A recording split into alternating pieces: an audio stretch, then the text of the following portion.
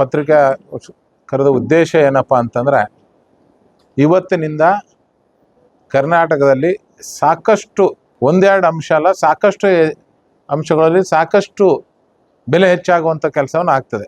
ಮೊನ್ನೆ ನಡೆದಂಥ ವಿಧಾನಸೌಧ ಅಧಿವೇಶನದಲ್ಲಿ ಬಜೆಟ್ ಮಂಡನೆ ಮಾಡೋಂಥ ಸಂದರ್ಭದಲ್ಲಿ ಸಾಕಷ್ಟು ಬೆಲೆಯನ್ನು ಏರಿಕೆಯನ್ನು ಮಾಡಿದ್ದಾರೆ. ಒಂದು ಎರಡು ಅಂತ ಹೇಳೋಕ್ಕೂ ಸಾಧ್ಯ ಇಲ್ಲ, ಅಷ್ಟು ಬೆಲೆ ಏರಿಕೆ ಮಾಡೋಂಥ ಒಂದು ಕೆಲಸವನ್ನು ಮಾಡಿದ್ದಾರೆ.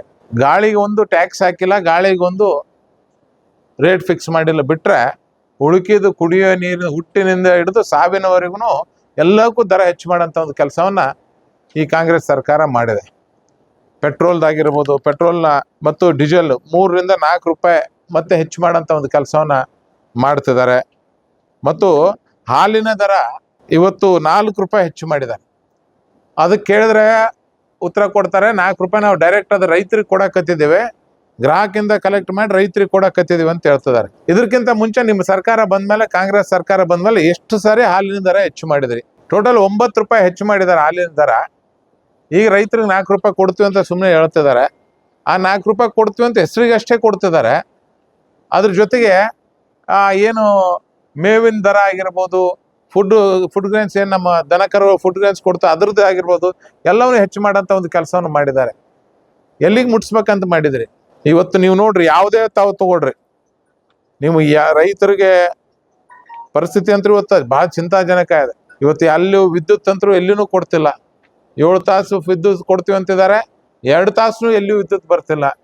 ವೋಲ್ಟೇಜ್ ಅಂತೂ ಕೇಳೇ ಬೇಡ್ರಿ, ಆ ಪರಿಸ್ಥಿತಿಯಲ್ಲಿದೆ. ಇವತ್ತು ಯಾವುದ್ರ ಮೇಲೆ ನೀವು ಒಂದು 20 ರೂಪಾಯಿ ಇರೋಂಥ ಸ್ಟಾಂಪ್ ಪೇಪರ್ನ 500 ರೂಪಾಯಿ ಮಾಡಿದ್ದಾರೆ. ಯಾರೇ ಒಂದು ಹುಡುಗರು ಮೊದಲ KPSCಗೆ ಅರ್ಜಿ ಹಾಕ್ಬೇಕಂತಂದ್ರೆ 20 ರೂಪಾಯಿ ಇತ್ತು, ಅದು 800 ರೂಪಾಯಿ ಮಾಡಿದ್ದಾರೆ. ಈ ಥರ ಟ್ಯಾಕ್ಸು, ಮನಿ ಟ್ಯಾಕ್ಸ್ಗಳು ಹೆಚ್ಚು ಮಾಡಿದ್ದಾರೆ, ಲ್ಯಾಂಡ್ ಟ್ಯಾಕ್ಸ್ಗಳು ಹೆಚ್ಚು ಮಾಡಿದ್ದಾರೆ. ಈಗಂತೂ ಯಾವ ಎಣ್ಣೆ ಲ್ಯಾಂಡ್ಗಳಂತೂ ಖರೀದಿ ಮಾಡೋಕ್ಕೆ ಆಗಂಗಿಲ್ಲ. ಎಲ್ಲಿಯಾದ್ರೂ ಹೋಗಿ ಯಾವುದೋ ಒಂದು ಹಳ್ಳಿ ಗ್ರಾಮಾಂತರ ಪ್ರದೇಶದಲ್ಲಿ ಯಾವುದೋ ಒಂದು ಎಣ್ಣೆ ಲ್ಯಾಂಡ್ ಖರೀದಿ ಮಾಡ್ಬೇಕಂತಂದ್ರೆ ಸ್ಕ್ವೇರ್ ಫೀಟಿಗೆ 2000 ರೂಪಾಯಿ ಆಗ್ತದೆ. ಆ ಟ್ಯಾಕ್ಸ್ಗಿಂತ ದರ ಕಡಿಮೆ ಅದ. ಅಂದರೆ ನೀವು ಎಷ್ಟು ದುಡ್ಡು ತುಂಬಿ ಇದನ್ನು ಮಾಡ್ತೇವೆ, ರಿಜಿಸ್ಟ್ರೇಷನ್ ಅದರಲ್ಲಿ ಟ್ಯಾಕ್ಸ್ಗಿಂತ ಲ್ಯಾಂಡ್ ರೇಟ್ ಕಮ್ಮಿ ಆಗಿದೆ. ಅಷ್ಟೊಂದು 2000 ರೂಪಾಯಿ ಹಾಕಂತ ಕೆಲಸ ಮಾಡಿ. ಅಂದರೆ ಈ ಸರ್ಕಾರ ಏನು ಮಾಡ್ತದೆ, ಸುಮ್ಮನೆ 5 ಪಂಚ ಗ್ಯಾರಂಟಿ ಕೊಡ್ತೀವಿ ಅಂತೇಳಿ 5 ಗ್ಯಾರಂಟಿ ಹೆಸರ ಮೇಲೆ 500ಕ್ಕೆ ಬೆಲೆ ಜಾಸ್ತಿ ಮಾಡೋಂಥ ಒಂದು ಕೆಲಸನೂ ಮಾಡಿದೆ. ಇವತ್ತು ಜನರ ಪರಿಸ್ಥಿತಿ ಭಾಳ ಚಿಂತಾಜನಕ ಆಗಿದೆ. ಇವತ್ತು ಟ್ಯಾಕ್ಸ್ ಗಾಡಿಗಳಿಗೂ ಎಲ್ಲ ವೆಹಿಕಲ್ಗಳಿಗೂ ಟ್ಯಾಕ್ಸ್ ಹೆಚ್ಚು ಮಾಡೋಂಥ ಒಂದು ಕೆಲಸವನ್ನು ಮಾಡ್ತಿದ್ದಾರೆ. ಇನ್ನೊಂದು ಹೊಸದಾಗಿ ಬೆಂಗಳೂರಾಗ ಹೊಸದಾಗಿ ಸ್ಟಾರ್ಟ್ ಮಾಡಿಬಿಟ್ಟಾರೆ, ಕಸದ ಮೇಲೂ ಟ್ಯಾಕ್ಸ್ ಅಂತೆ. 10 kg ಕಸ ಇದ್ರೆ ಇವನಿಗೆ 500 ರೂಪಾಯಿ, 1 ಕ್ವಿಂಟಲ್ ಕಸ ಇತ್ತಂತಂದ್ರೆ 8000 ರೂಪಾಯಿ. ಅಂದರೆ ಇದು ಏನು, ಯಾವ ಥರ ಜೀವನ ಮಾಡಬೇಕು, ಏನು ಮಾಡಬೇಕು ಒಂದೂ ಅರ್ಥ ಆಗ್ತಿಲ್ಲ.